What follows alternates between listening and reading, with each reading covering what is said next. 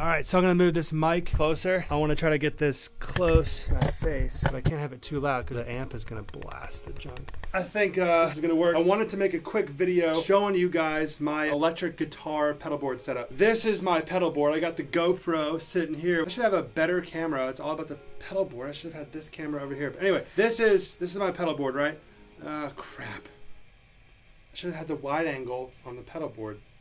What this is right here, this is my disaster area. I think they call it like a looper pedal, even though this is my actual like looper where I can actually loop things, make the whole beats and jams out of it. But this pretty much is what everything here ties into. It all ties into here and it loops. So let's say my Deep 6 compressor goes out and it's my first in the chain here. So if this goes out, the rest of the pedals won't be affected like standard chain of pedals would be. So I can ultimately control all these pedals with this switch here. So this one controls my compressor. This one will turn on the Morning Glory, which is an awesome transparent overdrive. I pretty much have this on all the time, which I probably won't have on today because I'm like in my room, you know? And this one controls my next level of gain, which is just this overdrive side of the Jekyll and Hyde. I got that for free. Someone gave it to me. It's super cool. But I'll step up from this one. So I'll literally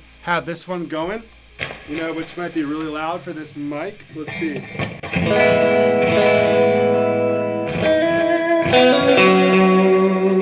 know, and then I'll go ahead and step it up if I'm going to do like a lead.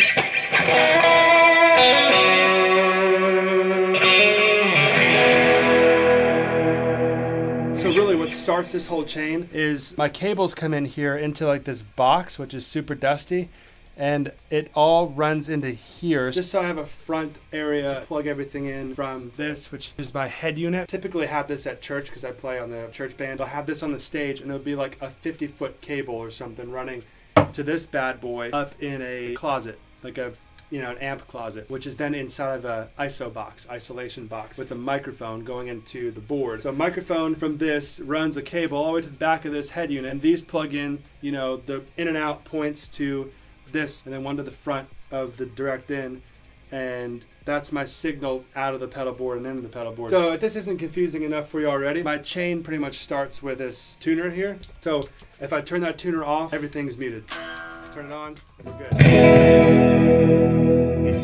So it goes from the tuna sandwich to the compressor, which is the Deep 6 by Walrus Audio. Again, I control that with this button. So if I want to turn it off, there's my compressor off.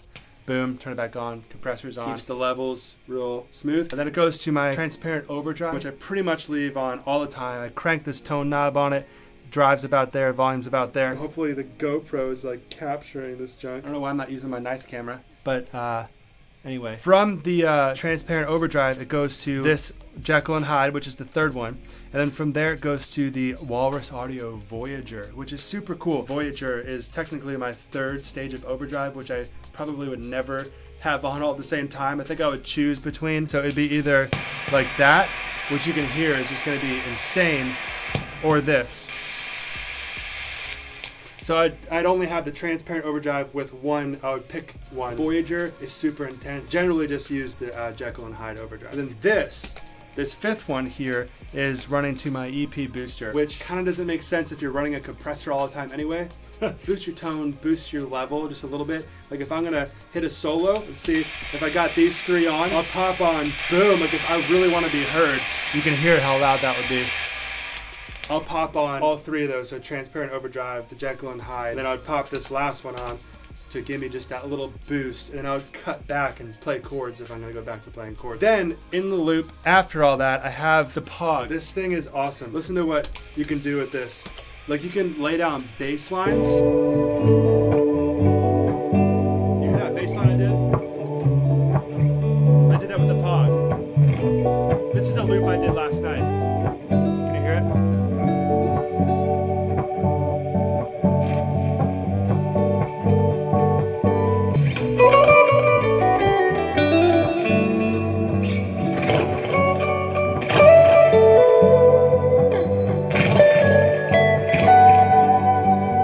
That's the looper. That's the fun stuff you can do with the looper.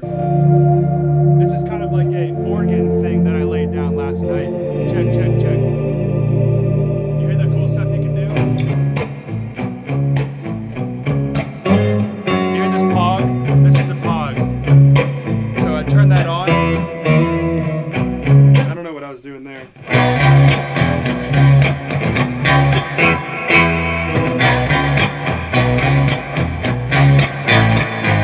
stuff you can do with the Pog. I'm gonna do a whole separate review probably on the Pog, but you can pretty much change how much bass you have. You can turn the bass all the way up.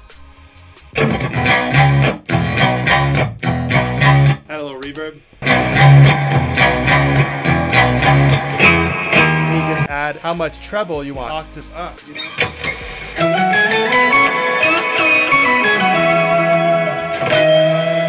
It gets pretty fun. Which, my favorite thing to do with this Pog, put my swell on my big Sky. It sounds like a big organ.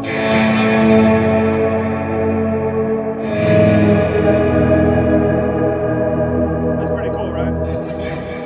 So that's the Pog. Then it goes from my Pog to my Timeline, which is super dusty. You can tell I haven't played this thing in so long because I had hip surgery. If you watch my vlog channel, so you kind of know a little bit about what's going on with me. It goes from my Timeline to the big Sky. The Timeline is pretty much just a delay pedal, which is cool. And you can tap the tempo in, you know, which is actually really helpful. Live worship sets, what I do is because I can tap it in. So as soon as that click comes on in my in-ears, boom, I just tap it into the Timeline. So I can switch it over from, I believe it's a quarter note to, which is what I mainly use, and I have an option to just go quickly to a dotted eighth.